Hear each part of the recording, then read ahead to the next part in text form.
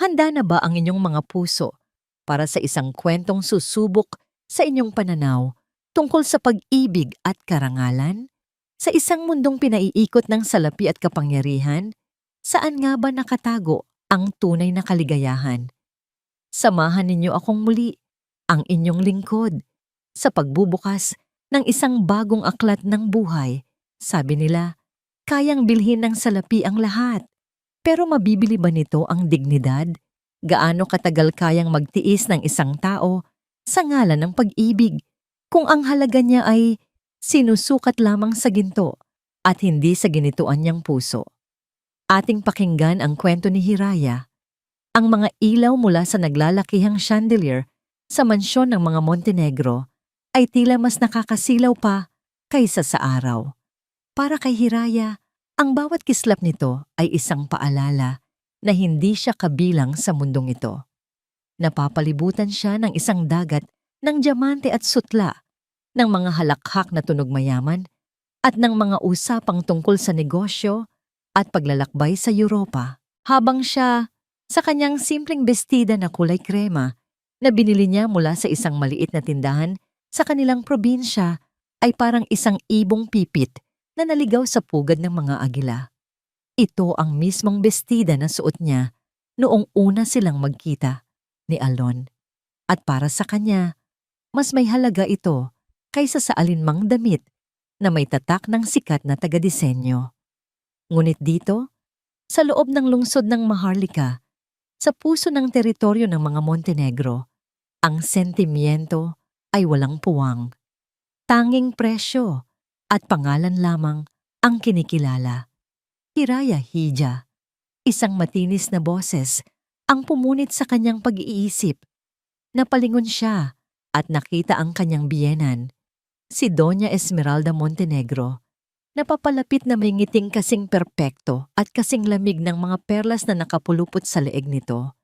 Sa likod ng naman ngiting iyon ay naroon ang mga matang mapanuri, mga matang laging nakikita ang lahat ng kanyang pagkukulang.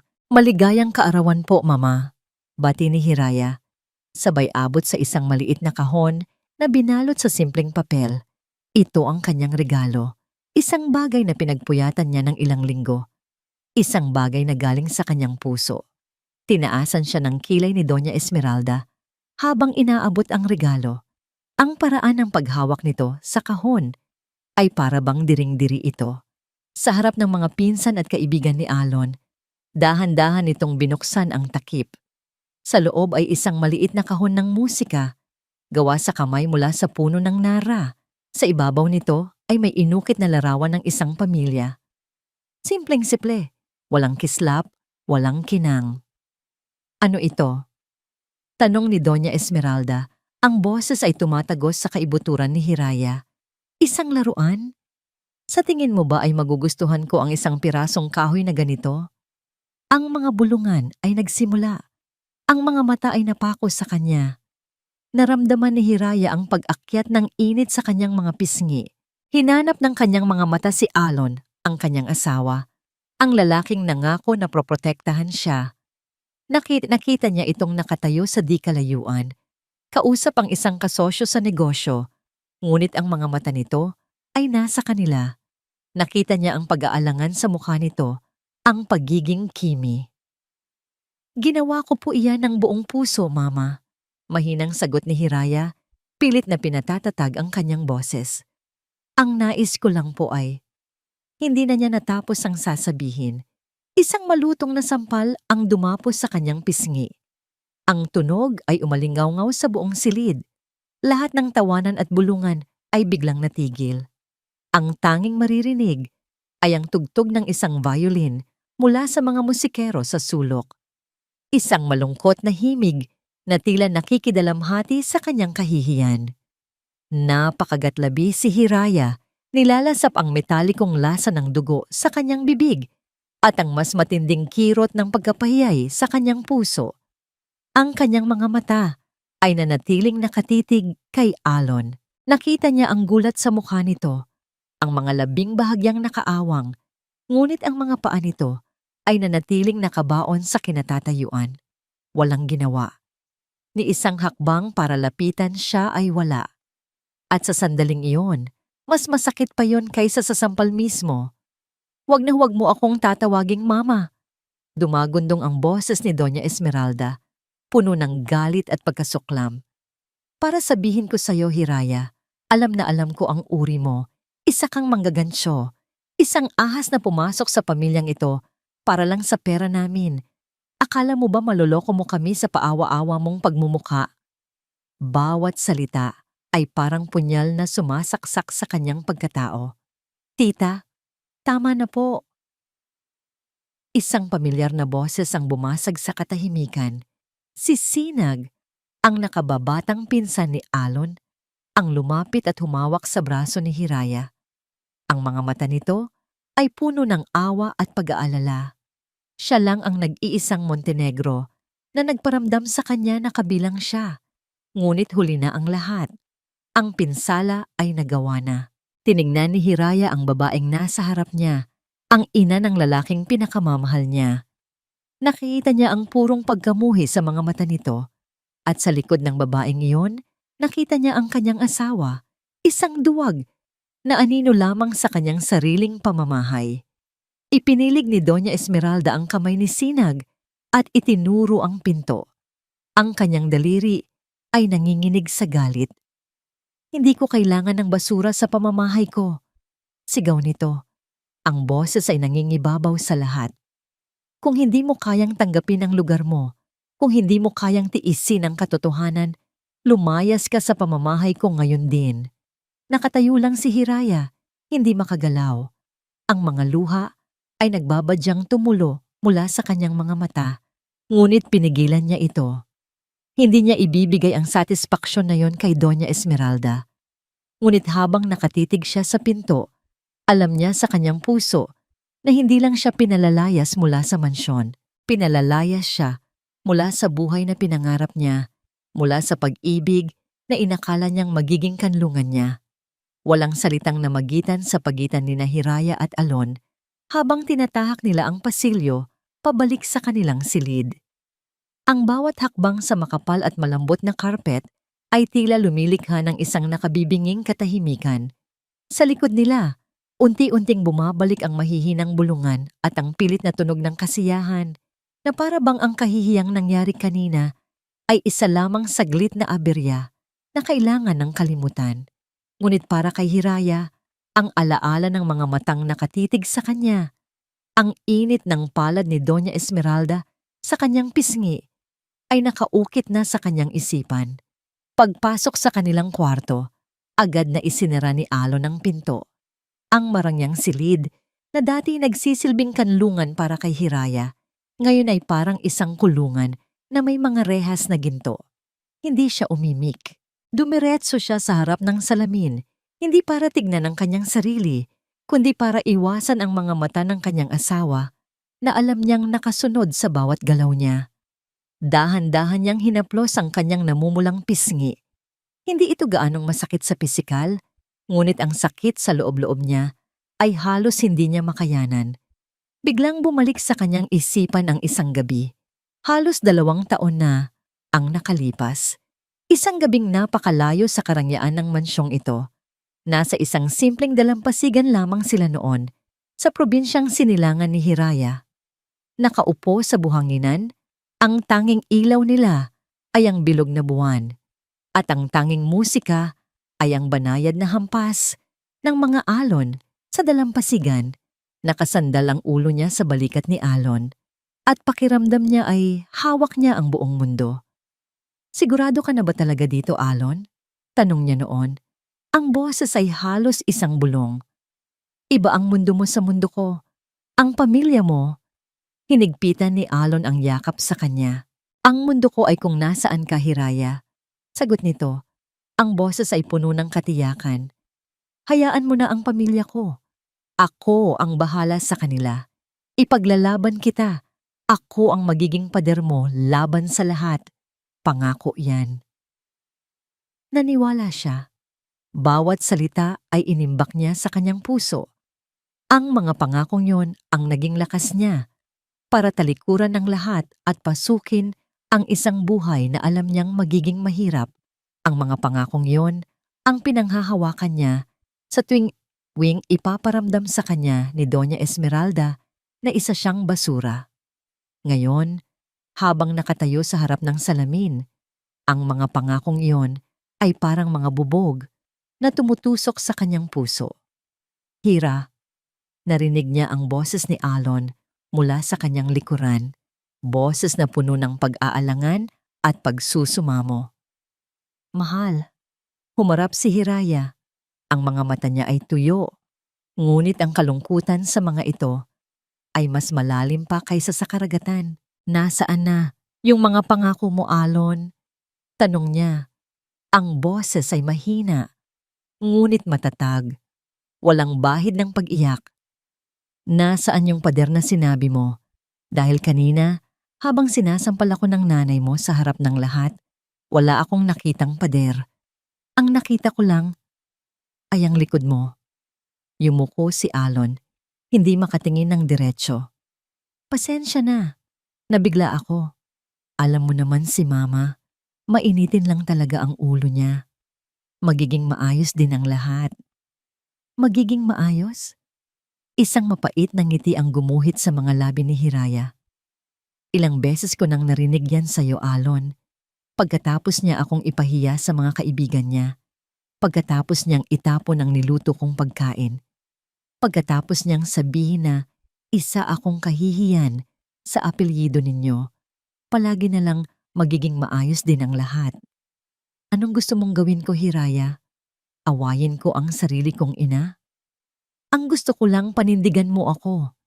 Bahagyang tumaas ang boses ni Hiraya, nanginginig sa pigil na emosyon. Ang gusto ko lang maramdaman na asawa mo ako, hindi isang pulubi na pinatuloy mo lang sa pamamahay ninyo.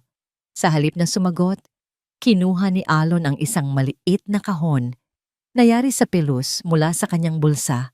Binuksan niya ito sa harap ni Hiraya.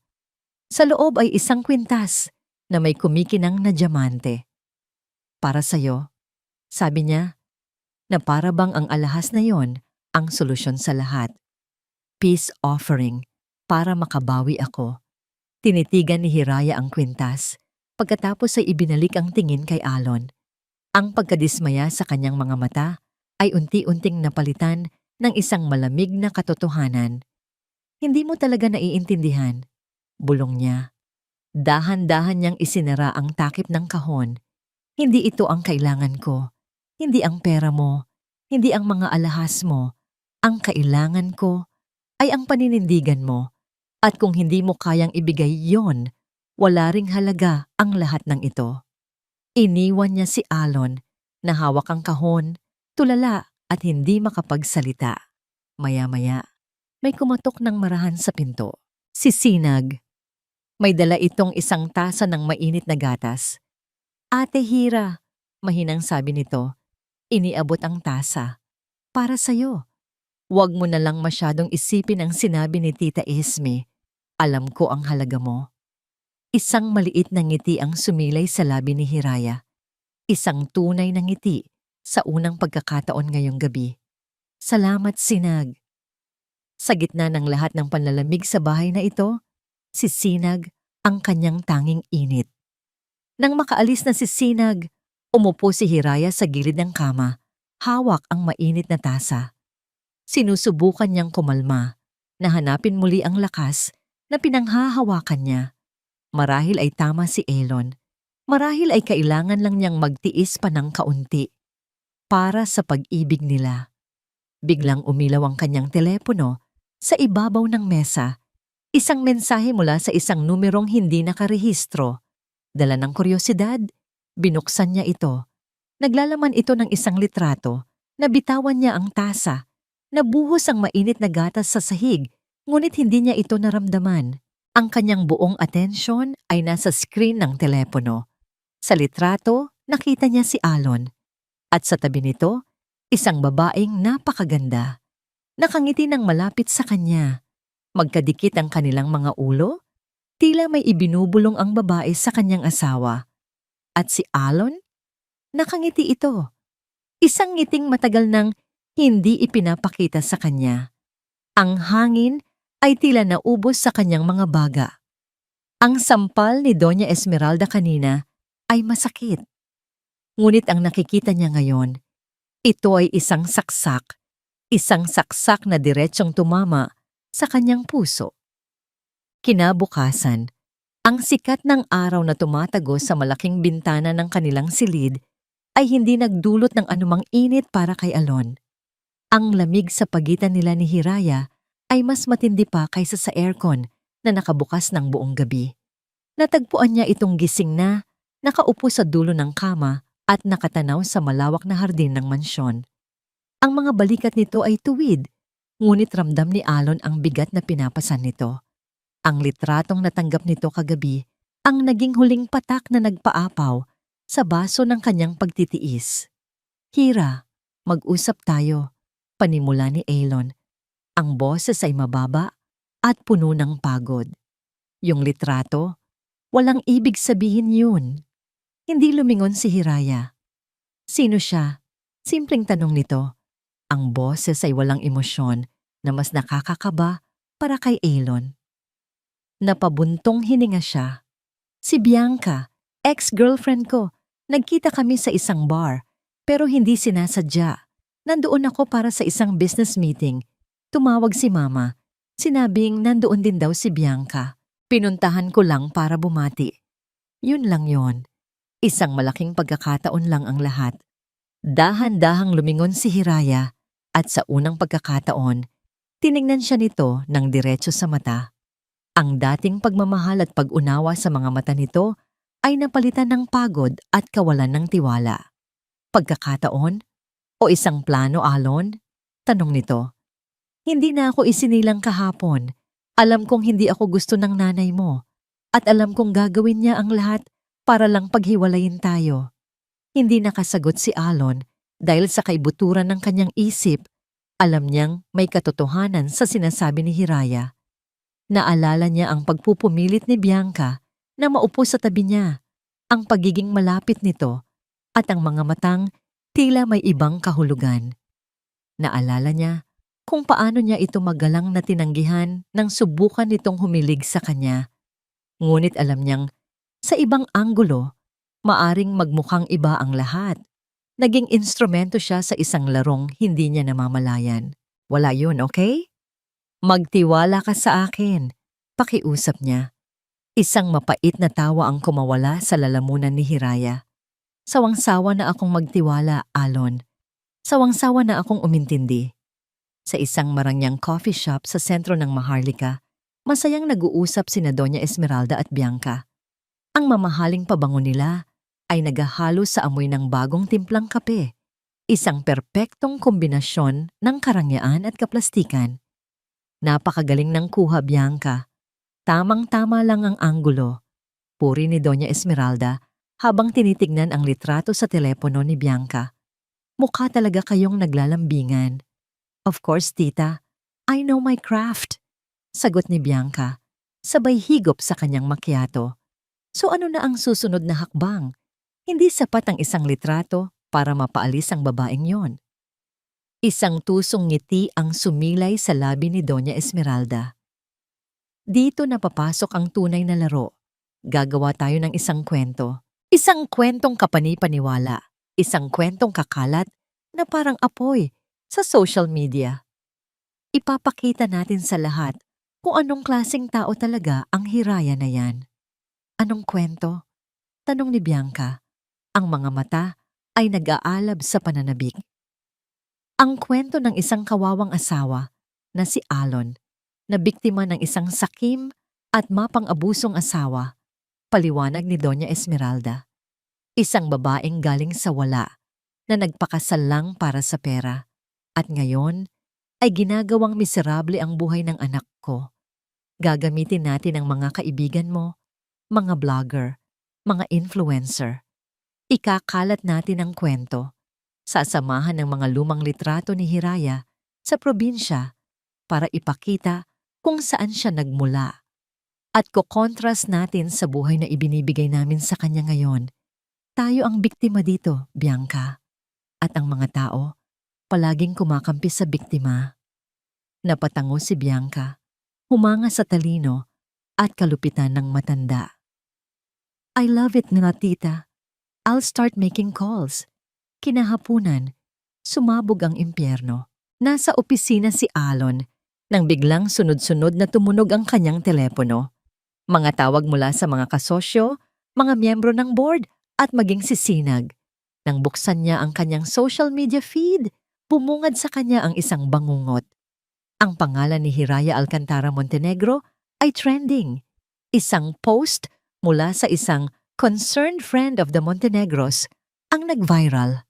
Naglalaman ito ng isang mahabang salaysay tungkol sa tunay na kulay ni Hiraya, isang gold digger na nagpapanggap na mabait. May mga litrato siya nakuha sa malayo, mukhang pagod at malungkot, na may caption na, "Ito ang sinasapit ng isang disenteng babae sa kamay ng isang pamilyang mapagmataas." Ngunit ang kwento sa ilalim ay baliktad. Sinasabing si Hiraya raw ang nag-post nito para makuha ang simpatya ng publiko, na siya raw ang nananakit sa pamilya sa emosyonal na paraan. Ang comment section ay puno ng kamandag. Kawawang Montenegro family. Get rid of her. Gold digger. Halos masuka si Alon. Tumakbo siya palabas ng opisina at nagmaneho pa uwi na parang baliw. Pagdating niya sa mansyon, nakita niya si Hiraya sa sala, nakatayo, hawak ang telepono, habang si Doña Esmeralda ay nakaupo sa sofa, kalmadong nagbabasa ng isang magazine. "Mama, anong ginawa mo?" Sigaw ni Alon. Itinapon ang kanyang briefcase sa sahig. Tinaas ni Doña Esmeralda ang kanyang tingin, walang bakas ng pagkagulat. "Ang dapat na ginawa mo noon pa, Alon, ang protektahan ang pangalan ng pamilyang ito. Sa pamamagitan ng pagsira sa asawa ko, Mama, paano mo nagawa to? Huwag mo akong sigawan." Tumayo si Doña Esmeralda. Ang boses ay matigas na parang bakal. "Ginagawa ko ito para sa'yo, para sa pamilya natin. Ang babaeng yan ang sumisira sa atin. Simula nang dumating siya, puro kahihiyan na lang ang dala niya. Hindi yan totoo." Ang kanilang sigawan ay umalingaw-ngaw sa buong bahay. Si Hiraya ay nanatiling tahimik. Ang mukha ay blanko. Ngunit nakita ni Alon ang isang luhang tumulo mula sa mata nito. Ang isang luhang yon ay sumaksak sa puso ni Alon ng mas malalim kaysa sa anumang sigaw. Sa gitna ng kanilang pagtatalo, isang katulong ang lumabas mula sa pasilyo. Hila-hila ang isang maleta. Ang maleta ni Hiraya. Itinulak ito ng katulong sa harap ni Hiraya. Sa utos ng mga mata ni Doña Esmeralda. Lumapit ang matanda kay Hiraya. Ang muka ay puno ng pagtatagumpay. Itinapon niya ang hawak na magasin sa sahig. "Binigyan kita ng pagkakataon, babae," sabi niya. Ang boses ay malamig at walang awa. "Sinubukan kong hubugin ka para maging karapat-dapat sa apelyido namin. Pero isa ka palang putik na hindi kayang maging ginto." Humarap siya kay Alon, pagkatapos ay ibinalik ang tingin kay Hiraya. "Ngayon, lumayas ka dito."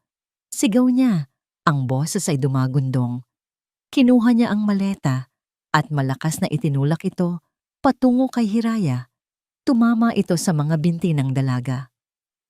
"Ayoko nang makita pa ang pagmumukha mo. Ang pamilya Montenegro ay hindi nag-aalaga ng ahas sa aming pamamahay." Nakatayo si Alon sa pagitan nilang dalawa, tulala, paralisado. Ang isip niya ay sumisigaw na yakapin si Hiraya, naharangin ang kanyang ina. Ngunit ang kanyang katawan ay hindi sumunod. Ang mga salita ni Doña Esmeralda ay parang isang hatol na umalingaw-ngaw sa buong mansyon. Sa isang saglit, ang mundo ay tumigil. Ang mga mata ng lahat ay nakatuon kay Hiraya, naghihintay sa kanyang gagawin. Magmamakaawa ba siya? Luluhod? Iiyak? Ngunit wala sa mga yon ang ginawa niya. Sa wakas ay kumilos si Alon. Humakbang siya pasulong, ang mukha ay puno ng pagkalito at sakit. Hinawakan niya ang braso ni Hiraya, ang hawak niya ay mahina, parang isang batang natatakot. "Hira, wag," pakiusap niya. Ang boses ay basag. Sandali, mag-usap tayo. Aayusin natin to. Tumingin si Hiraya sa kamay ni Alon na nakahawak sa kanyang braso. Pagkatapos, dahan-dahan niyang itinaas ang kanyang paningin upang salubungin ang mga mata nito. Walang galit sa kanyang mga mata, walang pagkamuhi. Ang naroon lamang ay isang malalim at nakakapanghinang pagod. Pagod na ako, Alon. Sabi niya, ang boses ay kalmado, ngunit may bigat na parang bato. Pagod na akong umintindi. Pagod na akong magtiis. Pagod na akong umasa. Sa bawat salitang binitawan niya, tila may isang kadenang nababali mula sa kanyang puso. Binitawan ni Alon ang kanyang braso na parabang napaso. Tumalikod si Hiraya mula sa kanyang asawa. Hindi niya tiningnan ang maleta na itinapon sa kanya. Hindi niya kailangan yon. Wala siyang kailangan na kahit anong bagay mula sa bahay na ito dahil ang lahat ng naririto ay isang paalala lamang ng kanyang mga kabiguan. Nilagpasan niya si Doña Esmeralda na nakatayo na may ngiti ng pagtatagumpay sa mga labi. Hindi niya ito pinansin. Para sa kanya, ang matanda ay isa na lamang hangin. Dahan-dahan siyang naglakad patungo sa malaking pinto ng mansyon. Bawat hakbang niya ay may dignidad. Ang kanyang likod ay tuwid. Ang kanyang ulo ay nakataas.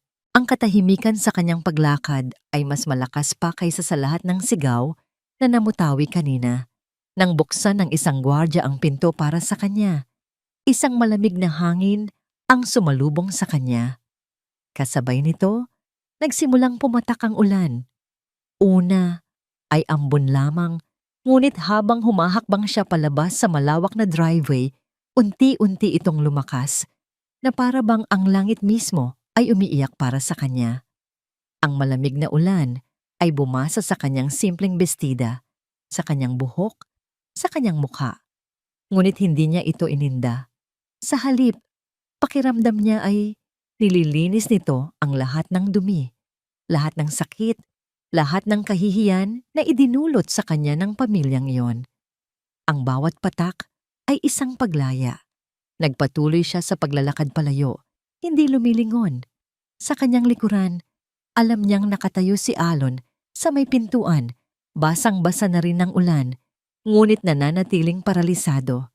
Isang estatwa ng pagsisisi.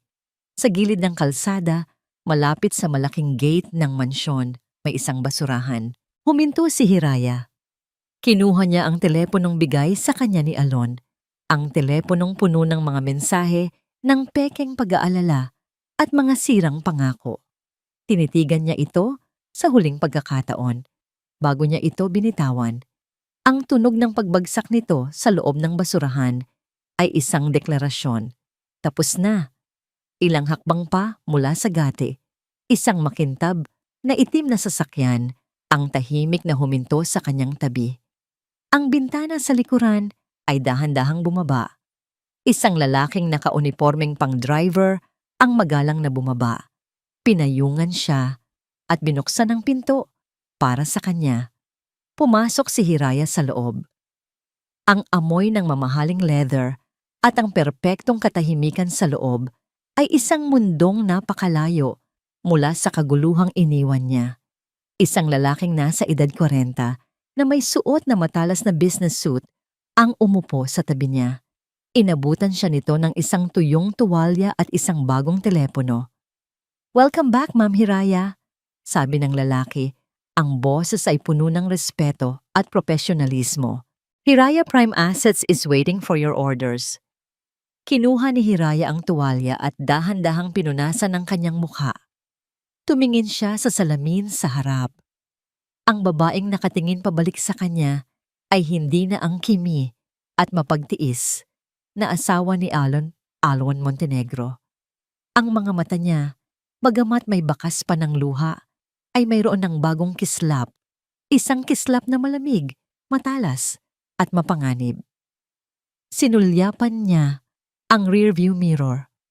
Mula dito, tanaw niya ang unti-unting pagliit ng mansyon ng mga Montenegro, ang ginintuang hawla na naging impyerno niya. Humigpit ang hawak niya sa bagong telepono. Ang kanyang mukha, na kanina'y basang-basa ng ulan at luha, ay naging isang maskara ng purong determinasyon. Isang malamig na ngiti ang sumilay sa kanyang mga labi. "It's time," bulong niya. Ang boses ay halos hindi na niya makilala. Ito na ang simula ng kanyang pagbabalik. Ang loob ng itim na sasakyan ay isang santuwaryo ng katahimikan. Sa labas, ang ulan ay walang tigil sa pagbuhos, hinuhugasan ang maruruming kalsada ng lungsod ng Maharlika. Ngunit sa loob, tanging ang mahinang ugong ng makina ang maririnig. Isinandal ni Hiraya ang kanyang ulo sa malambot na headrest. Hindi niya namalayan na kanina pa pala niya pinipigil ang kanyang paghinga. Dinala siya ng sasakyan sa pinakaprestihiyosong gusali sa buong syudad, isang tore ng salamin at bakal na tila umabot sa mga ulap. Ito ang kanyang tunay na tahanan. Pagpasok niya sa kanyang penthouse, ang unang bumungad sa kanya ay ang nakamamanghang tanawin ng buong syudad mula sa floor to ceiling na mga bintana. Ang mga ilaw ng syudad sa gitna ng ulan ay parang mga bituing nagkalat sa lupa. Ang lugar na ito ay ang kabaligtaran ng mansyon ng mga Montenegro. Walang mabibigat at antigong muebles. Walang mga larawan ng mga ninunong mapagmataas. Ang lahat ay moderno, malinis, at may layunin. Ito ay isang lugar ng kapangyarihan, hindi ng minanang yaman. Dumiretso siya sa kanyang walk-in closet, isang silid na mas malaki pa sa kwarto nila ni Alon sa mansyon. Ang mga damit na naririto ay hindi niya nagalaw sa loob ng 2 taon. Mga damit na sumisigaw ng awtoridad, mga damit na isinusuot ng isang babaeng nagpapatakbo ng isang imperyo. Humarap siya sa isang malaking salamin.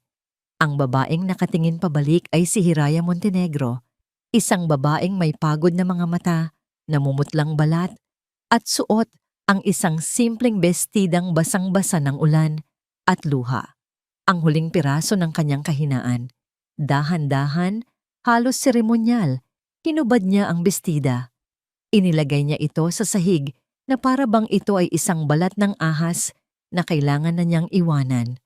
Pagkatapos, binuksan niya ang shower at hinayaang hugasan ng mainit na tubig ang lahat ng natitirang sakit at alaala ng kahapon. Paglabas niya, isa ng ibang tao ang humarap sa salamin.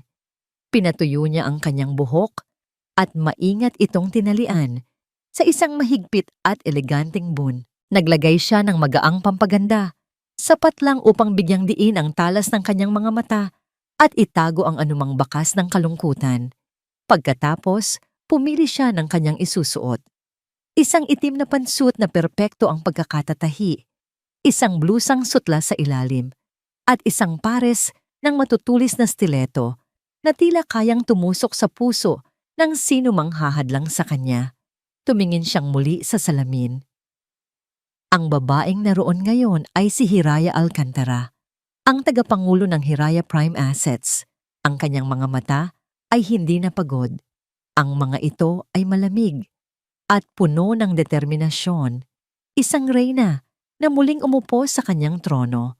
Naglakad siya patungo sa kanyang home office at umupo sa harap ng isang malawak na monitor. Sa isang pindot, ang screen ay nahati sa 10 magkakahiwalay na bintana. Bawat isa ay nagpapakita ng mukha ng isang miyembro ng kanyang board of directors mula sa iba't ibang panig ng mundo. "Good evening, Ma'am Hiraya. It's good to have you back," bati ng kanyang Chief Operating Officer, isang lalaking Aleman na may matalas na tingin. "Good evening, everyone," sagot ni Hiraya. Ang boses ay matatag at walang bahid ng anumang emosyon. "Let's begin. I have activated protocol pagsingil." Nagkaroon ng saglit na katahimikan. Ang protocol pagsingil ay isang contingency plan na matagal na nilang inihanda para sa mga agresibong pag-takeover.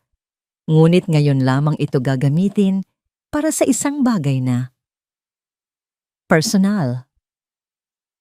First order of business, patuloy ni Hiraya. Tinitignan ang mga datos na lumalabas sa isa pang screen.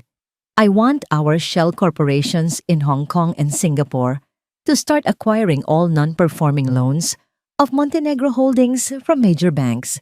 I want us to be their biggest creditor by the end of the week. Understood, ma'am. Sagot ng isa. Second, start a systematic acquisition of their publicly traded shares. Do it discreetly. Use multiple brokers. I want a significant controlling stake before they even realize what's happening. Focus on the shares held by minority stakeholders who are getting nervous about the company's recent performance. We're on it, ma'am. Excellent. Keep me updated every hour. Sa isang pindot, winakasan niya ang tawag. Samantala, sa mansyon ng mga Montenegro, gulong-gulo ang isip ni Alon. Paulit-ulit niyang tinatawagan ang lumang numero ni Hiraya. Ngunit sa bawat pagkakataon, iisang boses lamang ang sumasagot. Isang malamig, artificial na boses. The number you have dialed is no longer in service. Please check the number and dial again.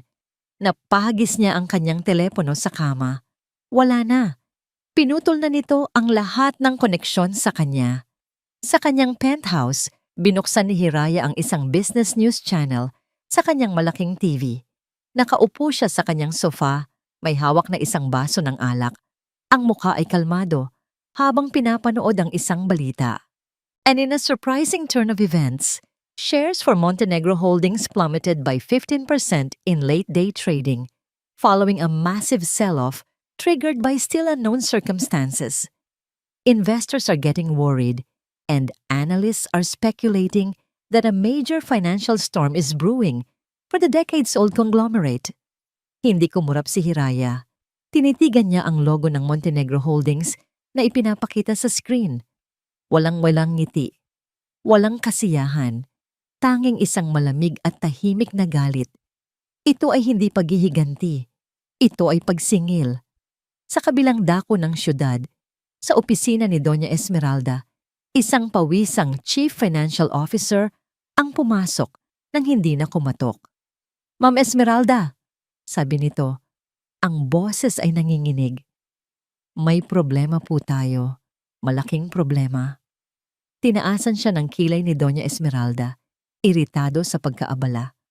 What is it, Antonio? Can't you see I'm busy? May biglaang bumili ng napakalaking porsyento ng ating mga shares sa merkado. Isang block sale mula sa iba't ibang maliliit na investor. Mahigit 20%, ma'am. Nabitawan ni Doña Esmeralda ang kanyang pluma. Ano? Sino? Sinong gagawa ng ganyang kagahulan? Huminga ng malalim ang CFO bago sumagot. Hindi po namin alam kung sino talaga sila. Ang lahat ng transaksyon ay dumaan sa isang investment firm na ang pangalan ay HPA. HPA? Ulit ni Doña Esmeralda, ang kanyang noo ay kumunot sa pagkalito. Sino sila? Ang conference room ng Montenegro Holdings ay dati rating lugar ng kapangyarihan at kumpiyansa. Ngayon, ang hangin sa loob nito ay mabigat sa takot at pag-aalala. Ang amoy ng mamahaling kape ay nahaluan ng amoy ng desperasyon. Si Alon ay nakaupo sa tabi ng kanyang ina, ngunit milya-milya ang layo ng kanyang isipan. Habang ang kanilang Chief Financial Officer ay nagprepresenta ng mga numero na nagpapakita ng kanilang pagkalugi, ang tanging nakikita ni Alon ay ang mukha ni Hiraya noong huli niya itong nakita. Pagod, bigo, ngunit may dignidad. Hindi natin sila matunton. Halos pasigaw na, sabi ni Antonio, ang CFO, habang tinuturo ang isang komplikadong diagram sa screen. Ang HPA na ito, para silang multo. Ang pera ay dumadaan sa napakaraming kumpanya sa iba't ibang bansa bago makarating sa atin. Walang pangalan, walang mukha, walang historya. Pero ang epekto, sinasakal nila tayo, Doña Esmeralda. Sinasakal nila tayo. Imposible! Sigaw pabalik ni Doña Esmeralda, sabay hampas ng kanyang palad sa makintab na mesa. Hanapin ninyo sila. Bawat korporasyon ay may kahinaan, may presyo ang lahat. Ngunit kahit ang kanyang ina, na dati tila isang reynang bakal na hindi natitinag, ay mayroon ng bahid ng pamumutla at takot sa ilalim ng makapal nitong kolorete. Ang misteryosong kalaban na ito ay unti-unting winawasak ang lahat ng kanyang ipinagmamalaki. Hindi na nakinig si Alon. Tahimik siyang tumayo at lumabas ng conference room. Ang mga numero at porsyento ay wala ng halaga sa kanya. May isang bagay sa loob niya na nagsasabing ang lahat ng ito ay konektado sa pag-alis ni Hiraya. Hindi niya alam kung paano, pero ramdam niya. Nagmaneho siya ng walang patutunguhan hanggang sa natagpuan niya ang kanyang sarili sa isang pamilyar na kanto. Isang maliit na isawan sa tabi ng daan. Dito sila unang kumain ni Hiraya noong nililigawan pa niya ito. Naalala niya ang tawa nito nang subukan niyang kumain ng isaw sa unang pagkakataon. Naalala niya ang sinabi nito habang nakaupo sila sa isang bangkong plastik. Dito, pantay-pantay lang tayo. Sabi nito noon, ang mga mata ay kumikinang sa ilaw ng poste. Walang Montenegro, walang mayaman o mahirap. Tayo lang. Tayo lang. Ang mga salitang iyon ay parang mga dagang tumutusok ngayon sa kanyang dibdib. Pinili niya ang kanyang pamilya. Pinili niya ang pangalan. At sa pagpiling iyon, nawala ang sila. Umalis siya at nagtungo sa isa pang lugar. Isang maliit na parke kung saan sila madalas mamasyal. Umupo siya sa kanilang bench sa ilalim ng isang malaking puno ng akasya. Dito niya unang sinabi kay Hiraya na mahal niya ito. Dito niya ipinangako ang lahat. Ang bawat sulok ng syudad ay may alaala niya. At sa bawat alaala, kasama nito ang bigat ng kanyang pagsisisi. Gaano siya naging duwag? Gaano siya naging bulag? Pag-uwi niya sa mansyon, naabutan niya ang kanyang ina sa sala. Kausap ang isa sa mga abogado nila sa telepono. Nang ibaba nito ang tawag, ang mukha nito ay gusot. May malas na dala ang babaeng yon, sabi ni Doña Esmeralda. Tila kinukumbinsi ang sarili. Simula nang umalis siya, sunod-sunod na ang kamalasan sa kumpanya. Dapat noon ko pa siya pinalayas. Hindi na napigilan ni Alon ang sarili. Hindi siya malas, ma. Mariin niyang sabi. Ang boses ay may diin na ngayon lang narinig ng kanyang ina mula sa kanya. Ang malas ay ang paraan ng pagtrato natin sa kanya. Ang malas ay ang pagiging manhid natin. Ang malas ay ang hindi ko pagtupad sa pangako kong poprotektahan ko siya. Natigilan si Doña Esmeralda. Tinitigan niya ang kanyang anak na para bang ngayon lang niya ito nakita. Anong pinagsasabi mo, Alon? Kinakampihan mo pa rin ang babaeng iyon matapos ang lahat? Hindi ko siya kinakampihan, ma. Sinasabi ko lang ang totoo. Sagot ni Alon. Ang kanyang mga mata ay hindi umiiwas sa titig ng ina. Tayo ang may kasalanan dito. Ako ang may kasalanan. Tumalikod siya at iniwan ang kanyang ina na natitigilan. Umakyat siya sa kanilang dating silid. Ang lahat ay nasa ayos pa rin. Malinis at walang alikabok. Ngunit ang pakiramdam ay malamig at walang buhay. Binuksan niya ang aparador ni Hiraya. Naroon pa ang ilang simpleng damit na hindi nito dinala. Hinawakan niya ang isang blusa na amoy ang pamilyar na pabango ni Hiraya. Isang banayad na amoy ng sampagita. Napapikit siya. Ang sakit sa kanyang dibdib ay halos hindi na niya makayanan. Kuya? Napalingon siya. Si Sinag ay nakatayo sa may pinto. Ang muka ay puno ng pag-aalala. Sinubukan ko siyang tawagan, Kuya Alon, sa numero ng kaibigan niya sa probinsya, pero ayaw niyang makipag-usap. Malungkot na sabi ni Sinag. Umupo si Alon sa gilid ng kama. Ang muka ay nakasubsob sa kanyang mga palad. Kasalanan ko lahat to, Sinag. Hinayaan ko siyang saktan ni Mama. Hinayaan ko siyang umalis. Hindi pa huli ang lahat, Kuya. Baka huli na. Putol ni Alon. Ramdam ko. Huli na ang lahat. Kinabukasan, sa gitna ng lumalalang krisis sa kumpanya, ipinatawag ni Alon ang kanyang pinagkakatiwalaang assistant. Gusto kong alamin mo ang lahat tungkol sa HPA. Utos niya. Lahat ng kaya mong malaman. Huwag mong sabihin kahit kanino, kahit kay mama. Gamitin mo lahat ng koneksyon mo. Kailangan kong malaman kung sino ang nasa likod nito. Lumipas ang 2 araw ng walang tulog at walang tigil na pagtatrabaho. Ang Montenegro Holdings ay para ng isang barkong unti-unting lumulubog. At si Alon, sa halip na tumulong mag-igib ng tubig, ay naghahanap ng anino sa dilim. Isang gabi, habang nag-iisa siya sa kanyang opisina, pumasok ang kanyang assistant. Ang mukha ay seryoso. "Sir Alon," sabi nito. Inilapag ang isang manipis na folder sa kanyang mesa. "Wala po talaga tayong mahanap na konkretong impormasyon tungkol sa may-ari ng HPA. Napakatindi ng kanilang security. Pero meron po akong isang napansin. Isang maliit na bagay." Binuksan ni Alon ang folder.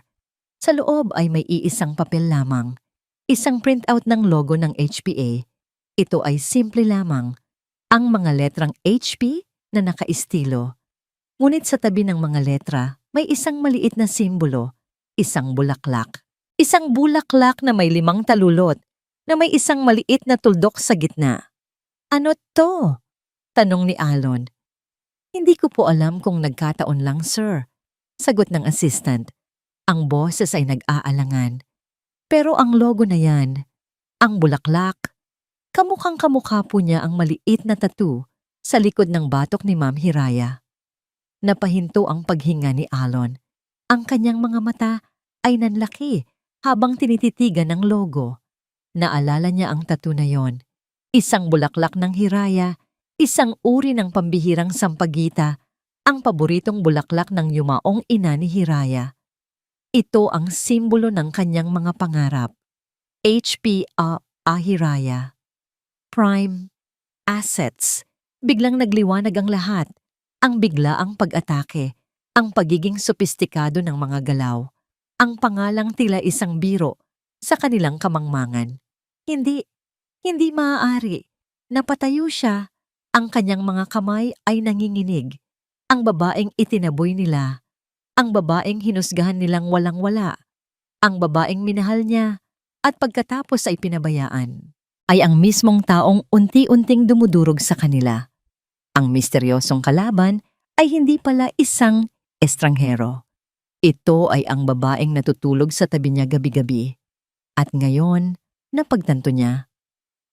Hindi niya pala talaga ito kilala. Mula sa kanyang penthouse na mataas pa sa mga ulap, pinapanood ni Hiraya ang unti-unting pagbagsak ng imperyo ng mga Montenegro. Bawat ulat mula sa kanyang mga tauhan, bawat pagbaba ng porsyento sa stock market, bawat balita ng panik sa mundo ng negosyo, ay isang malamig na yelo na idinadagdag niya sa pader na itinatayo niya sa paligid ng kanyang puso. Pinapanood niya sila sa pamamagitan ng mga pribadong investigador at mga matang nakakalat sa lungsod ng Maharlika. Alam niya ang bawat galaw nila. Alam niya ang desperasyon ni Doña Esmeralda. At higit sa lahat, alam niya ang pagdurusa ni Alon. Nakikita niya ang mga litrato nito na nag-iisa sa mga lugar na dati nilang pinupuntahan. Isang bahagi niya ang nakakaramdam ng kirot, isang maliit na tinig na bumubulong ng panghihinayang. Ngunit mabilis niya itong pinatatahimik. Ang sugat na iniwan nila ay napakalalim para maghilom sa awa lamang. Isang gabi, isang malaking charity gala ang ginanap sa isang 5-star hotel. Ito ang perpektong entablado para sa mga mayayaman at makapangyarihan upang ipakita ang kanilang kabutihang loob. Ito rin ang perpektong entablado para kay Doña Esmeralda upang simulan ang kanyang kontraopensiba.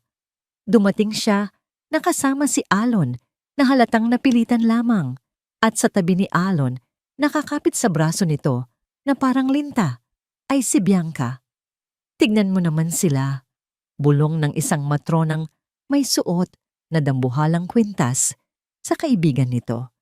Bagay na bagay talaga si Bianca sa mga Montenegro. Hindi tulad nung, ano nga ulit ang pangalan nung probinsyana?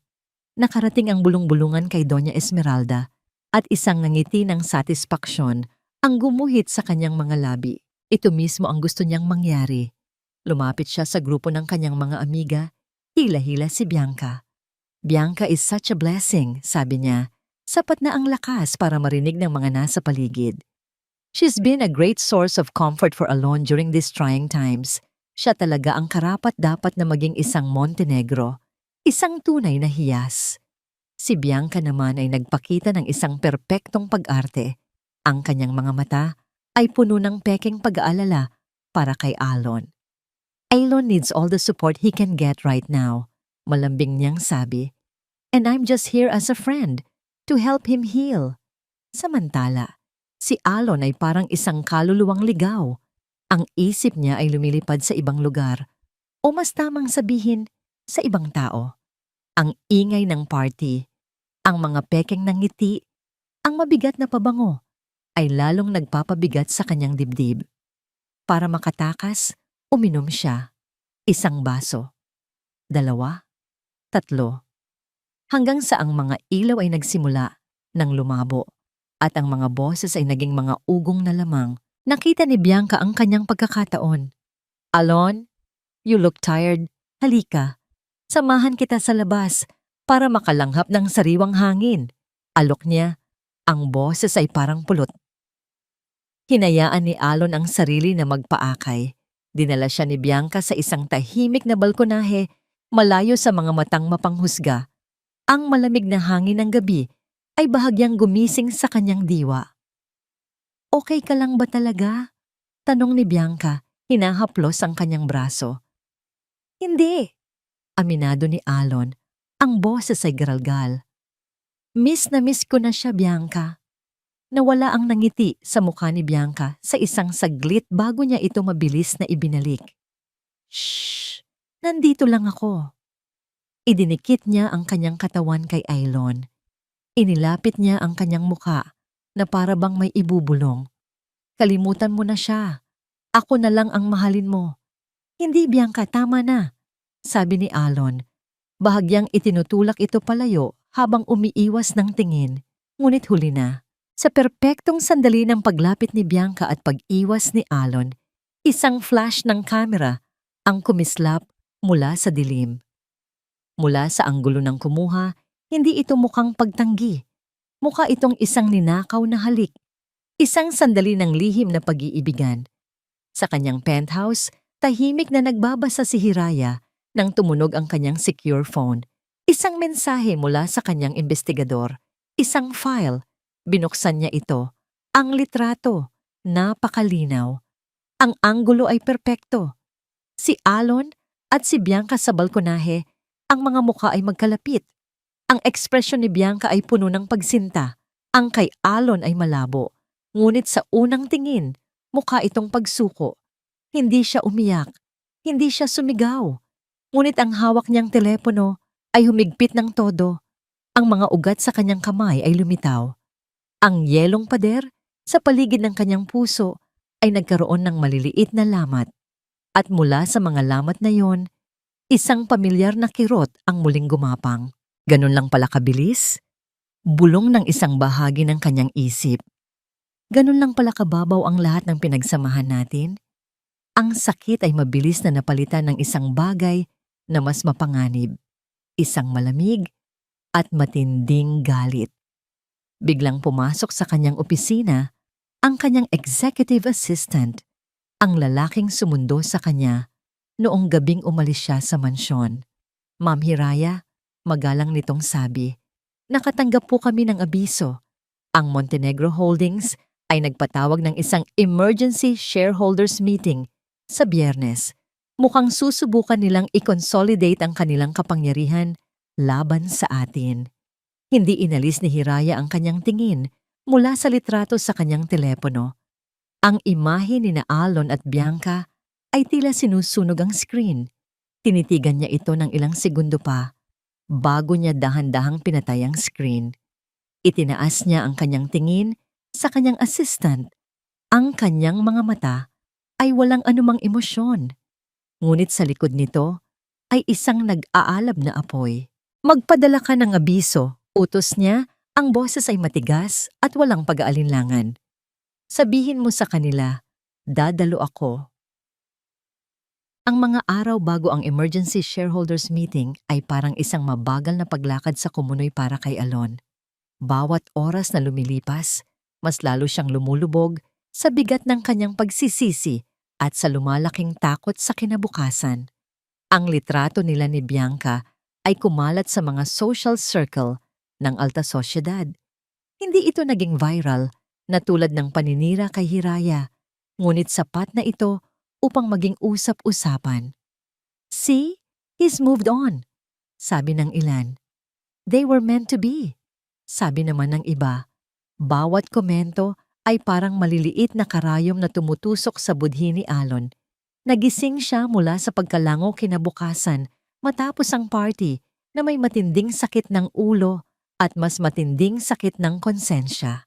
Naalala niya ang pagtulak niya kay Bianca, ngunit alam din niyang hinayaan niyang mangyari ang sitwasyon.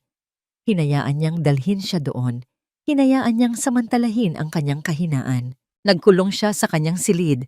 Sinusubukang tawagan ang tanging taong makakaintindi sa kanya. Ang tanging taong alam niyang kakampi ni Hiraya. "Sinag, please," pakiusap niya sa telepono. "Kailangan ko siyang makausap. Kahit 1 minuto lang. Kailangan kong magpaliwanag." Sa kabilang linya, narinig niya ang malalim na pagbuntong hininga ng kanyang pinsan. "Kuya, sinubukan ko na, ayaw niya." Ang sabi niya lang, wala na raw dapat pag-usapan pa. "Bakit? Dahil ba sa litrato? Sabihin mo sa kanya, walang nangyari. Si Mama, si Bianca, isang patibong yon." "Hindi lang dahil sa litrato, kuya." Malungkot na sagot ni Sinag. Parang napuno na talaga siya. Parang sumuko na siya sa'yo.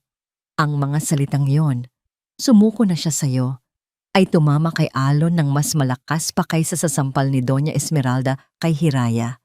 Dahil totoo, hinayaan niyang mapuno si Hiraya. Hinayaan niyang sumuko ito. Pinuntahan niya ang kanyang ina sa opisina nito sa mansyon. Naabutan niya itong abala sa paghahanda para sa meeting. Ang mukha ay puno ng determinasyon. "Mama, itigil na natin to," sabi ni Alon. Ang boses ay desperado. "Anong itigil?" tanong ni Doña Esmeralda. Hindi man lang nag-abalang tumingin. "Ang pagprotekta sa ating kumpanya, ang paglaban sa kung sino mang traidor na gustong sumira sa atin." "Hindi yan ang ibig kong sabihin. Si Bianca, yung nangyari sa party, bakit mo ginagawa to, Ma? Sinisira mo na ang lahat." Sa wakas ay tumingin ito sa kanya. Ang mga mata ay malamig. "Ang sinisira ko ay ang kahibangan mo para sa babaeng yon. Si Bianca ang nararapat para sa'yo, para sa pamilyang ito. At sa meeting sa Biyernes, ipapakita natin sa lahat na ang pamilya Montenegro ay buo at matatag. Na wala tayong pakialam sa mga ahas na tinanggal na natin sa ating buhay." "Pero ako, Ma, may pakialam ako," sigaw ni Alon. Sa unang pagkakataon, ang kanyang galit at sakit ay lumabas ng walang preno. "Mahal ko siya. Asawa ko siya. At kung hindi mo yan maintindihan, wala na tayong dapat pag-usapan pa." Tumalikod siya, ngunit bago siya makalabas, narinig niya ang huling salita ng kanyang ina. "Darating ang araw, Alon, at magpapasalamat ka sa akin." Nawalan na ng pag-asa si Alon. Pakiramdam niya ay nasa isang bangka siya sa gitna ng karagatan at ang dalawang pinakamahalagang isla sa buhay niya, ang kanyang ina at ang kanyang asawa, ay parehong nagdedeklara ng giyera at siya ay naiipit sa gitna. Ngunit ngayon, alam na niya kung kaninong isla siya dapat pumunta. Ang problema, tila sinunog na ng islang yon ang lahat ng tulay para makabalik siya. Sinubukan niyang muling makausap si Sinag para ipaabot ang isang huling mensahe. "Sinag, pakiusap. Sabihin mo sa kanya, alam ko na. Alam ko nang siya si HPA. Sabihin mong hindi ako galit. Sabihin mong naiintindihan ko. At sabihin mo, ano man ang mangyari sa meeting, gagawin ko ang tama." Sa kabilang dako, Pagkatapos matanggap ang mensahe mula kay Sinag, napatigil si Hiraya. Alam na niya. Ang balitang yon ay hindi nagdulot sa kanya ng takot, kundi isang kakaibang kalungkutan. Inaasahan niyang magagalit ito, na susugurin siya. Ngunit ang mensaheng iyon, ang mensaheng naiintindihan ko, ay mas komplikado. Ngunit huli na ang lahat para sa mga komplikasyon. Ang makina ng kanyang plano ay umaandar na. Ang litrato nila ni Bianca ang naging huling gatong na kailangan ng kanyang galit para tuluyang mag-apoy. Ang pag-unawa ni Alon ngayon ay parang isang patak ng tubig sa isang dambuhalang sunog. Umupo siya sa kanyang opisina, sa gitna ng dilim. Ang tanging ilaw ay mula sa mga monitor na nagpapakita ng datos ng Montenegro Holdings.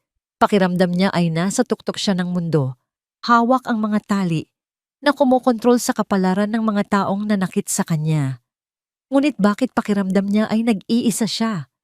Tumingin siya sa kanyang refleksyon sa madilim na bintana. Ang babaeng nakatingin pabalik ay makapangyarihan, mayaman, at nasa kontrol. Ngunit ang mga mata nito ay malungkot. Nawala niya ang lalaking minahal niya. At sa proseso ng kanyang pagbangon, pakiramdam niya ay nawawala na rin niya ang kanyang sarili. Lahat ay nawala. Gabi bago ang meeting, isang special delivery ang dumating sa mansyon ng mga Montenegro. Isang maliit na kahon na naka-address kay Doña Esmeralda. Walang pangalan ng nagpadala. Nagtataka niya itong binuksan. Sa loob ay ang lumang music box na gawa sa kahoy na nara. Ang mismong regalong ibinigay sa kanya ni Hiraya, ang regalong hinamak niya sa harap ng lahat. Ngunit hindi. Hindi ito ang ginawa ni Hiraya. Ito ay isang replika, mas luma, mas gamit na. Ito ang kauna-unahang regalong ibinigay niya sa kanyang yumaong asawa, ang nagtatag ng Montenegro Holdings, noong sila'y nagsisimula pa lamang. Matagal na itong nawawala. Sa ilalim nito, may isang maliit na tarhetang nakatiklop. Ang nakasulat, may mga bagay na kapag nawala, hinding-hindi na maibabalik pa. Nabitawan ni Doña Esmeralda ang kahon. Ang tunog ng pagbagsak nito sa marmol na sahig ay umalingaw-ngaw sa tahimik na gabi, isang babala ng mga bagay na malapit ng mawasak. Ang lumang music box na nakakalat sa sahig ay parang isang simbolo ng kanilang pamilya. Maganda sa labas, ngunit basag na sa loob. Pinulot ni Alon ang bawat piraso habang ang kanyang ina ay nakatulala. Ang mukha ay mas maputla pa kaysa sa mga perlas sa kanyang leeg. Ang mensahe ay malinaw. Hindi ito isang simpleng corporate takeover. Ito ay personal. Siya ang nagpadala nito. Bulong ni Doña Esmeralda, tila ayaw maniwala. Hindi ma. Sagot ni Alon, itinatabi ang mga piraso sa isang mesa. Hindi niya alam ang tungkol sa music box na to. Ito yung nawawala sa lumang baul ni Papa. 'Di ba? Iisa lang ang posibleng nakakaalam kung nasaan to. Nagkatinginan sila at iisang pangalan ang pumasok sa kanilang isip. Sinag, ang tahimik na miyembro ng pamilya na palaging nasa gilid, nagmamasid at nakikiramay. Ngunit para kay Elon, hindi na mahalaga kung sino ang nagpadala. Ang mahalaga ay ang ibig sabihin nito. Ito ang huling babala, ang huling pagkakataon. Kinabukasan araw ng meeting, gumising si Alon na may kakaibang kapayapaan sa kanyang puso. Wala na ang pag-aalinlangan, wala na ang takot.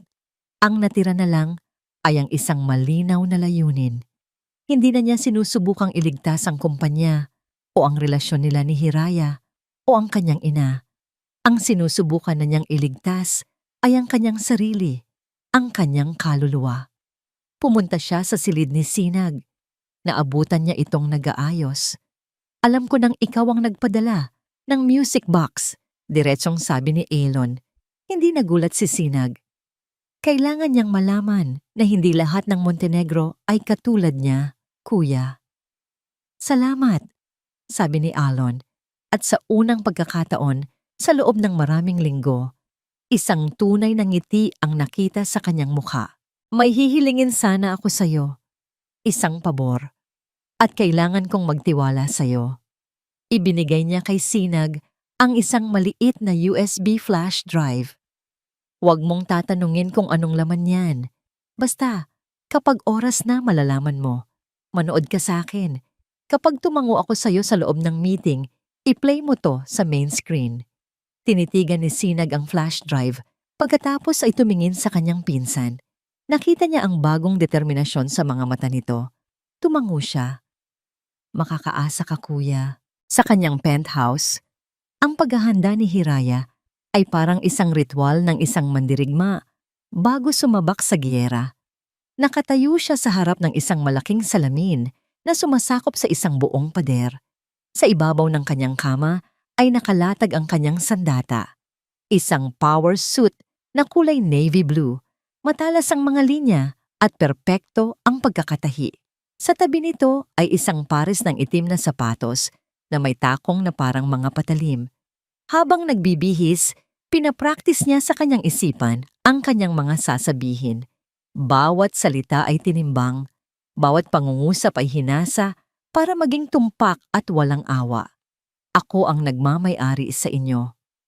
Pinalayas ninyo ang taong nagligtas sa inyo mula sa pagbagsak. Ang dignidad ay hindi nabibili. At ngayon, sisingilin ko kayo. Paulit-ulit. Paulit-ulit niyang sinasabi sa kanyang sarili hanggang sa ang mga salita ay naging bahagi na ng kanyang paghinga. Ngunit habang tinititigan niya ang kanyang refleksyon, ang imahe ng isang makapangyarihang babae na handang manira, isang maliit na tinig ang bumulong mula sa kaibuturan ng kanyang isipan. Ito na ba talaga ang gusto mo, Hiraya? Ang maging katulad nila? Napapikit siya ng mariin.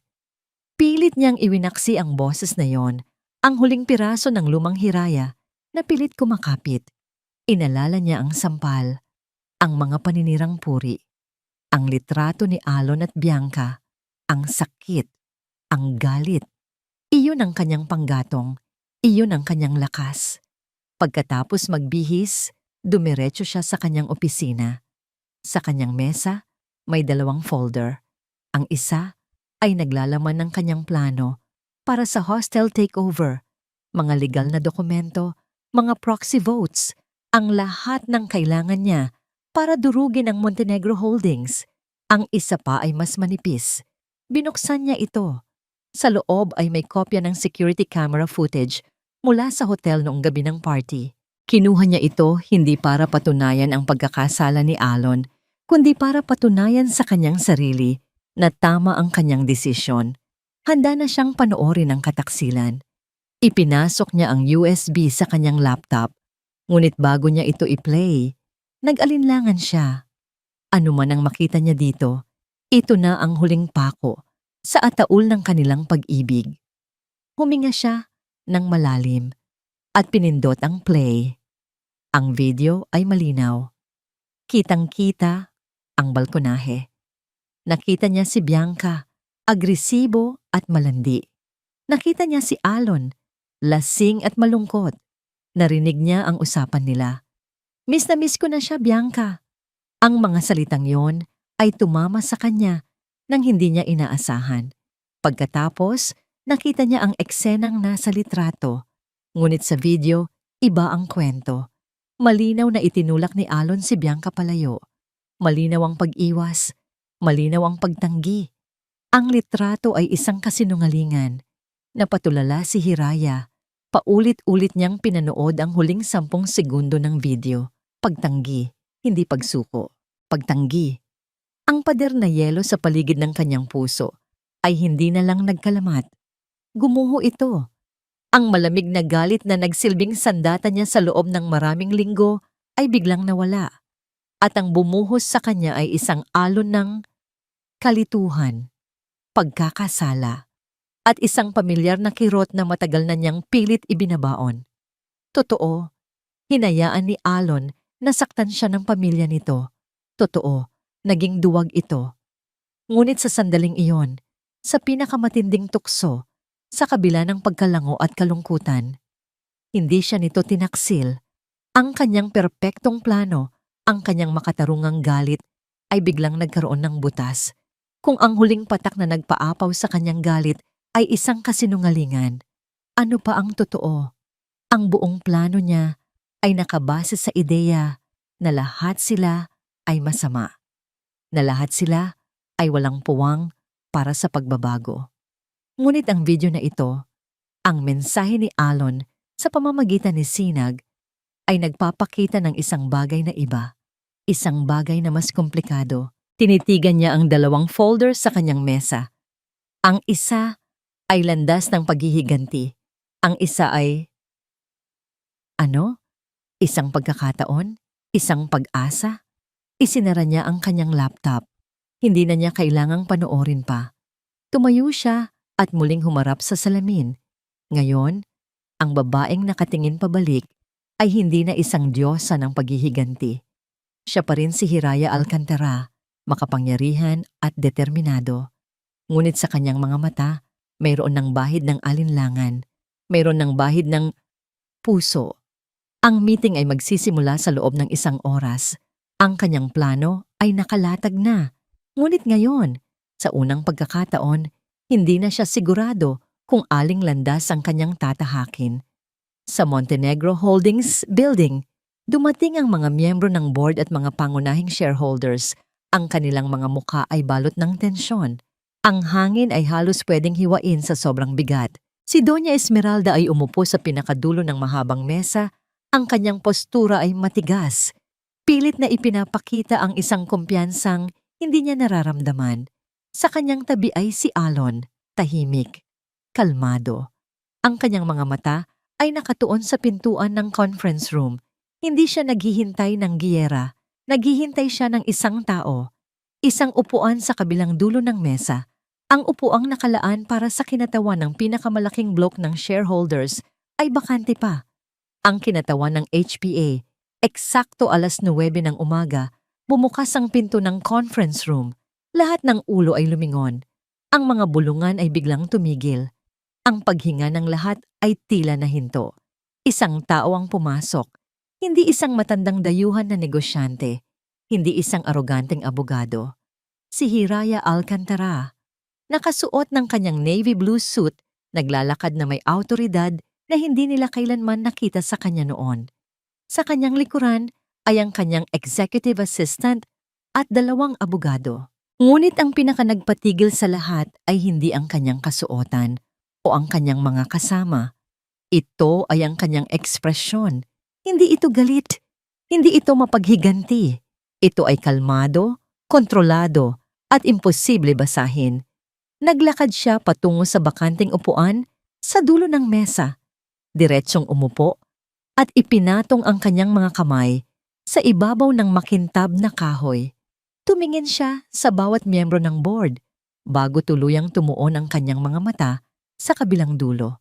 Ang kanyang mga mata ay nagsalubong sa mga mata ni Alon. Sa isang saglit, para bang silang dalawa lang ang nasa silid. Walang nakitang galit si Alon sa mga mata nito, tanging isang malalim na tanong. Pagkatapos, ibinaling ni Hiraya ang kanyang tingin sa babaeng nagdulot ng lahat ng kanyang sakit. Doña Esmeralda, bati niya. Ang kanyang boses ay malinaw at matatag. Umalingaw-ngaw sa nakabibinging katahimikan ng silid. I believe this seat is mine. Ang katahimikan sa loob ng conference room ay tila isang makapal na kumot na bumalot sa lahat. Bawat paghinga, bawat kaluskos ng papel, bawat mahinang pag-ubo ay naririnig. Ang mga mata ng lahat ay nakapako sa babaeng umupo sa dulo ng mesa na para bang pag-aari niya ang buong gusali. Ang unang nakabawi mula sa pagkabigla ay si Doña Esmeralda. Ang kanyang mukha, na kanina'y nagpapakita ng pagkalito, ay muling binalutan ng maskara ng pagmamataas. Anong kalokohan ito? Malamig niyang tanong. Ang boses ay may panginginig na pilit niyang tinatago. Wala kang karapatang umupo dyan. Ang upuang yan ay para sa kinatawan ng HPA. Umalis ka bago pa ako tumawag ng security. Hindi sumagot si Hiraya. Sa halip, Tumango siya sa kanyang assistant. Mabilis na ikinabit ng lalaki ang isang laptop sa malaking screen sa harap ng silid. Ang unang lumabas sa screen ay ang logo na nagdulot ng napakaraming takot sa mga Montenegro sa loob ng mga nakaraang linggo. Ang mga letrang HPA at ang maliit na bulaklak sa tabi nito. As you all know, nagsimulang magsalita si Hiraya. Ang kanyang boses ay kalmado, ngunit may bigat na pumuno sa buong silid. HPA now holds a 47% controlling stake in Montenegro Holdings. Isang slideshow ang nagsimula. Ang bawat slide ay isang suntok sa sikmura ng mga Montenegro. Mga chart na nagpapakita ng pagbili ng shares, mga kopya ng mga kasunduan sa pagbili ng kanilang mga utang, isang detalyadong listahan ng kanilang mga kahinaan sa pananalapi. Ang lahat ay nakalatag, malamig at walang awa para makita ng lahat. Ang mga miyembro ng board ay namutla. Ang ilan ay napayuko na lang sa kanilang mga upuan. "This is absurd! Isang panloloko!" Sigaw ni Doña Esmeralda, tumatayo. "Sino ka para magpakita ng mga ito? Isa ka lang hamak na..." Hindi niya natapos ang sasabihin.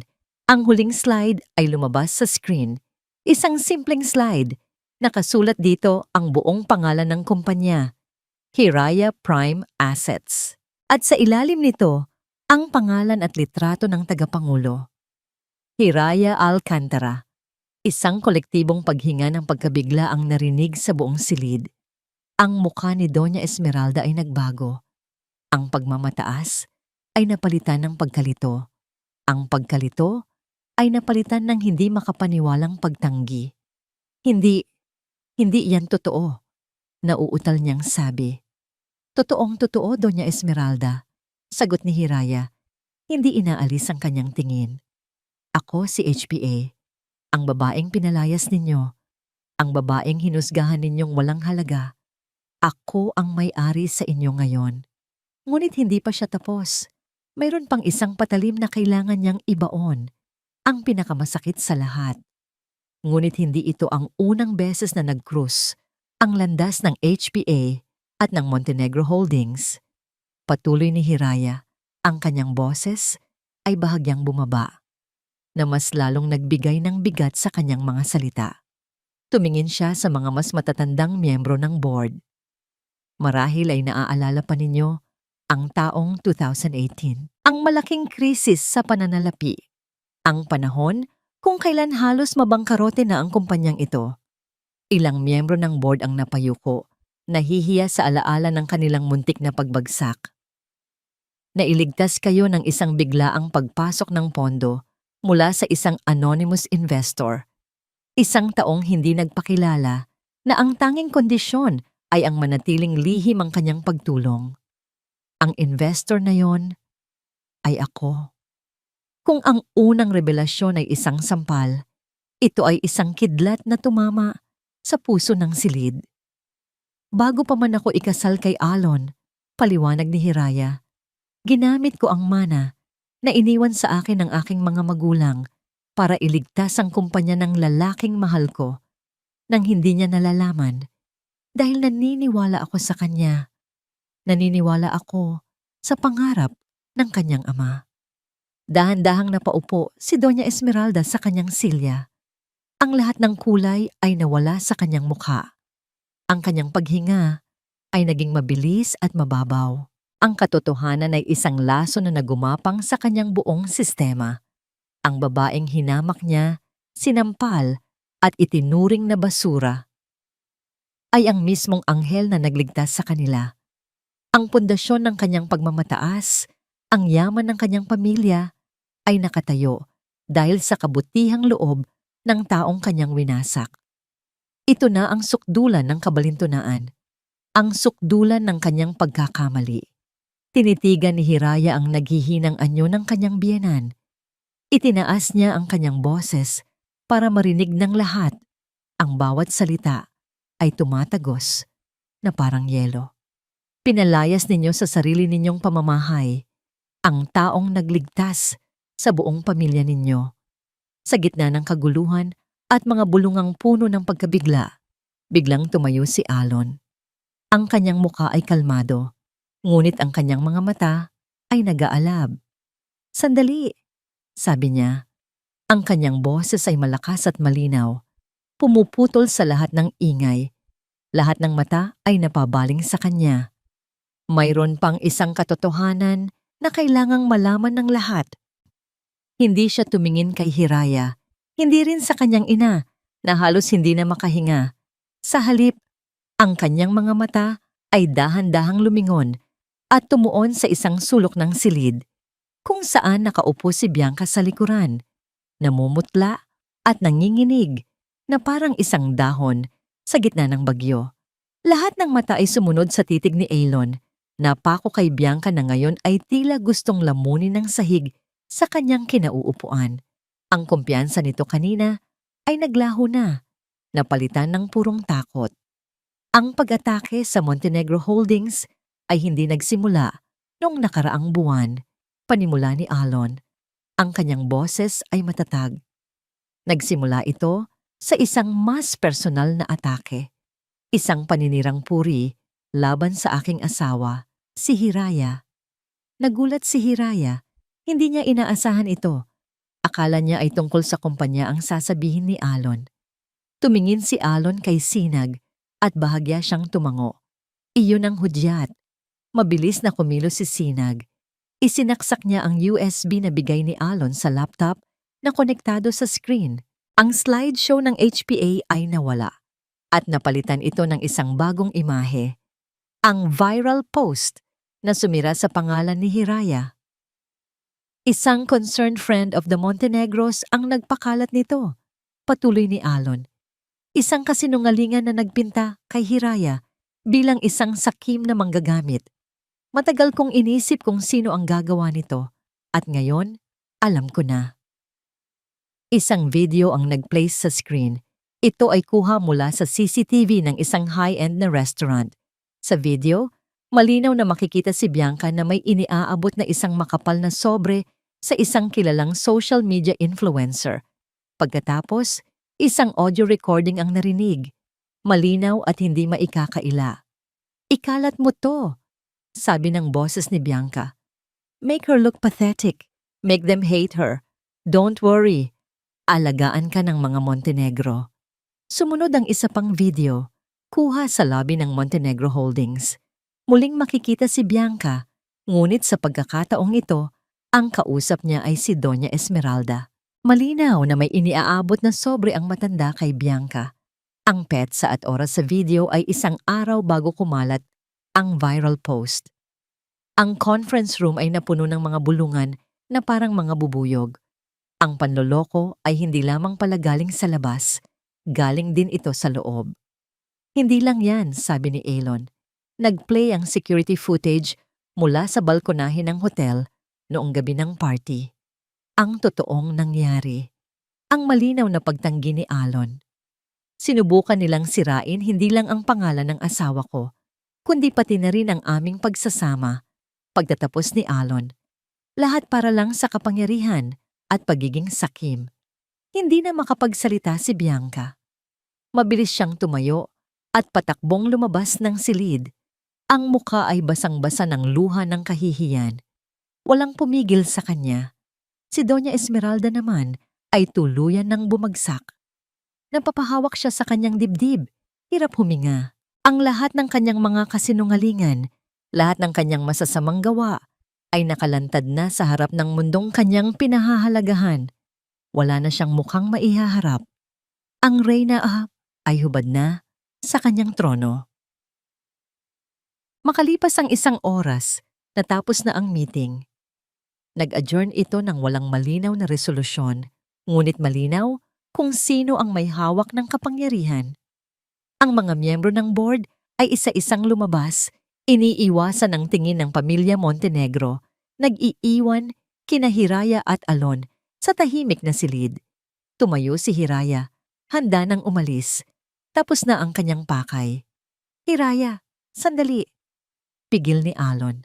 Humarap si Hiraya. "Ano pa ang kailangan nating pag-usapan, Alon?" "Salamat," sabi niya. Salamat sa pagpapakita sa akin ng katotohanan. Ginawa ko yun hindi para sa'yo, kundi para sa kumpanya, para sa mga empleyado, para sa alaala ng tatay mo. Sagot ni Hiraya. Ang boses ay formal pa rin. Alam ko, sabi ni Alon, dahan-dahang lumapit. At alam ko ring wala na akong karapatang humingi ng kahit ano sa'yo. Huminto siya ilang talampakan mula kay Hiraya. Mula sa kanyang coat, kinuha niya ang isang nakatuping dokumento. Inilapag niya ito sa mesa sa pagitan nila. Ano yan?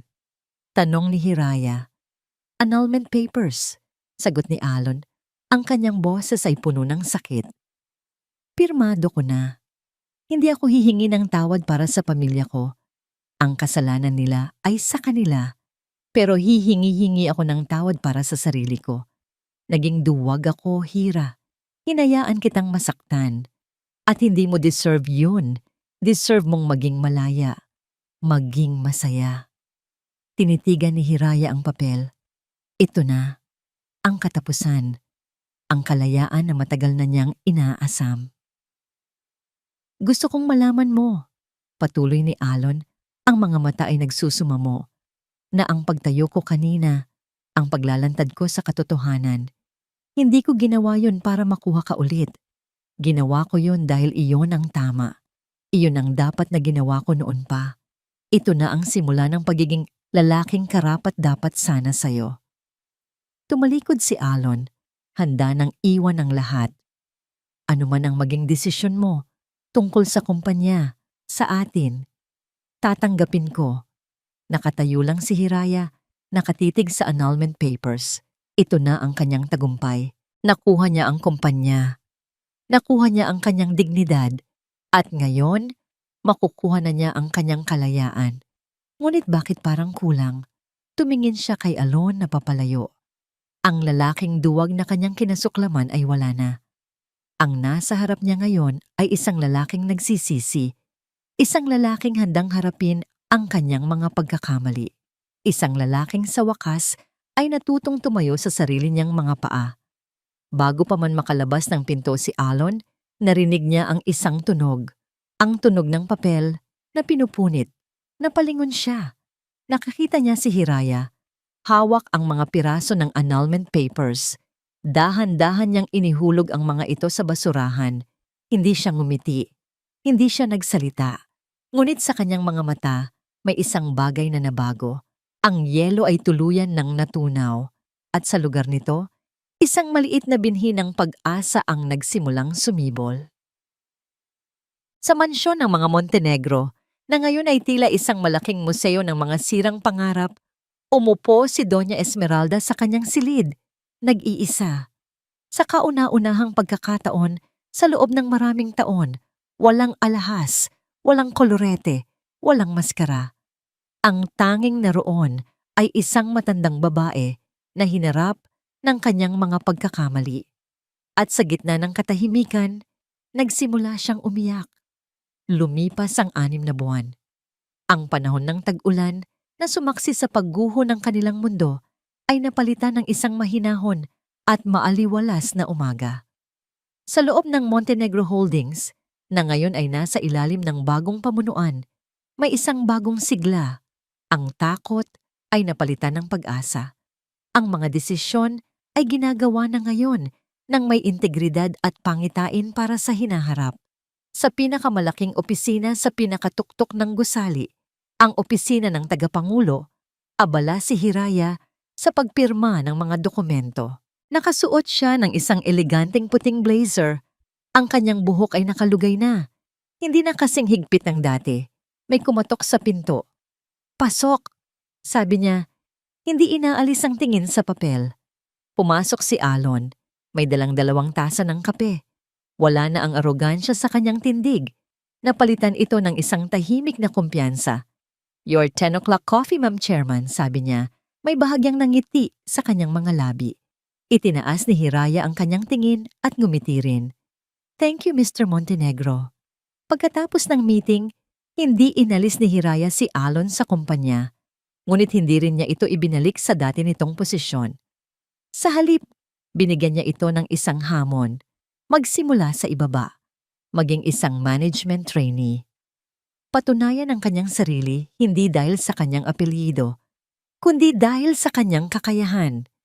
Tinanggap ni Alon ang hamon ng walang alinlangan. Naging masipag siya, natutong makinig, at nakuha ang respeto ng kanyang mga kasamahan sa paraang hindi niya kailanman nagawa noon. Kamusta ang sales report mula sa Visayas? Tanong ni Hiraya, bumalik sa pagiging seryoso. Tumataas na po tayo ng 15%. Mukhang epektibo ang bagong marketing strategy na ipinapatupad natin. Sagot ni Alon. Inilapag ang isang folder sa mesa ni Hiraya. Nag-usap sila tungkol sa negosyo, professional at may respeto sa isa't isa. Ngunit sa ilalim ng mga salitang tungkol sa numero at porsyento, mayroon ng isang init, isang pamilyar na koneksyon na unti-unti nilang muling binubuo. Sa isang malayong probinsya, sa isang simpleng bahay na napapaligiran ng mga bulaklak, isa ng ibang Doña Esmeralda ang nabubuhay. Nagretiro na siya mula sa kumpanya, ipinasa ang lahat ng kanyang natitirang shares kay Alon at piniling mamuhay ng tahimik. Dumating si Sinag para sa kanyang lingguhang pagbisita. Naabutan niya itong nagdidilig ng mga halaman. Ang mga kamay na dati sanay lang humawak ng mga alahas ay may bahid na ngayon ng lupa. "Kamusta po kayo, tita?" Bati ni Sinag. Ngumiti si Doña Esmeralda, isang nangiting totoo at walang pagkukunwari. "Mabuti, Hija. Tahimik ang buhay dito. May panahon akong mag-isip." Tumingin siya sa malayo. "Marami akong pagkakamali, Sinag. Sinukat ko ang halaga ng tao sa pera at sa huli, ako ang nawalan."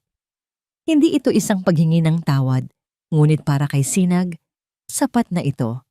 Isa itong pag-amin, isang simula ng pagbabago. Isang Sabado ng hapon, dinala ni Alon si Hiraya sa lugar kung saan nagsimula ang lahat, ang dalampasigan sa probinsya ni Hiraya. Parehong dalampasigan kung saan niya ipinangako ang mundo rito. Naglakad sila nang magkahawak kamay sa buhanginan. Ang mga paa ay hinahalikan ng papalapit na mga alon. Ang papalubog na araw ay nagpinta sa kalangitan ng kulay kahel at rosas. Huminto sila at humarap sa isa't isa. "Naalala mo ba?" tanong ni Alon. "Dito ko sinabing ipaglalaban kita." Tumango si Hiraya, ang mga mata ay may kislap. "Naalala ko. Nabigo ako sa pangakong yon," aminado ni Alon. Ang boses ay puno ng sinseridad. "At habang buhay ko iyong pagsisisihan, kaya ngayon, ayoko nang mangako."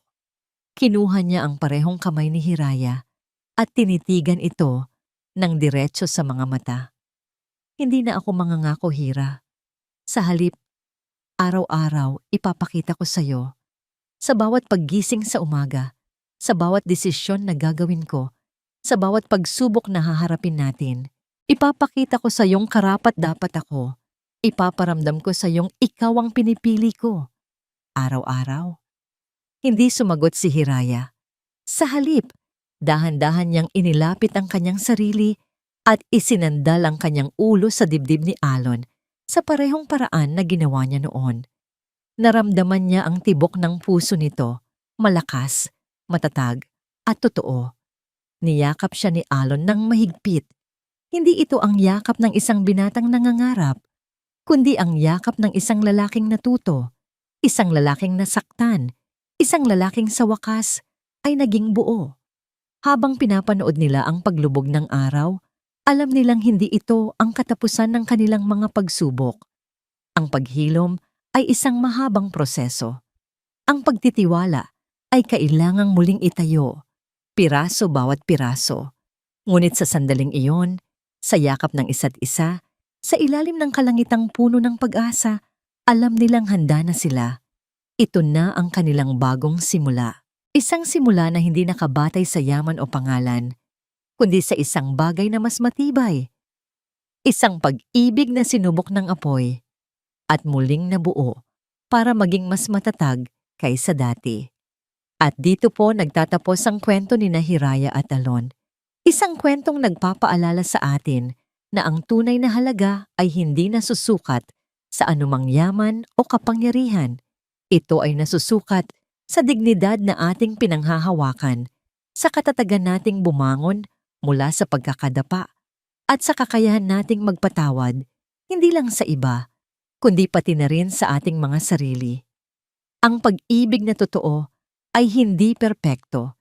Ito ay isang paglalakbay ng paghilom at muling pagbubuo. Maraming salamat po sa inyong walang sawang pagsubaybay sa ating kwento. Sana po ay may napulot kayong aral at inspirasyon. Ano po ang masasabi ninyo sa naging kapalaran ni Hiraya, Alon at Doña Esmeralda? At anong klaseng kwento naman po ang gusto ninyong marinig sa susunod? I-comment nyo lang po sa ibaba. Hindi dito nagtatapos ang ating paglalakbay. Marami pa pong kwentong kasing ganda at mas puno ng aral dito sa aming channel. Kung nagustuhan nyo ang kwentong ito, i-like, i-share sa pamilya at mga kaibigan at mag-subscribe na rin para lagi kayong updated sa mga susunod pa naming kwento. I-click nyo ang notification bell para kayo ang unang makarinig kapag may bago kaming upload. Pagpalain po kayo ng Panginoon, kayo at ang inyong buong pamilya. Hanggang sa muli.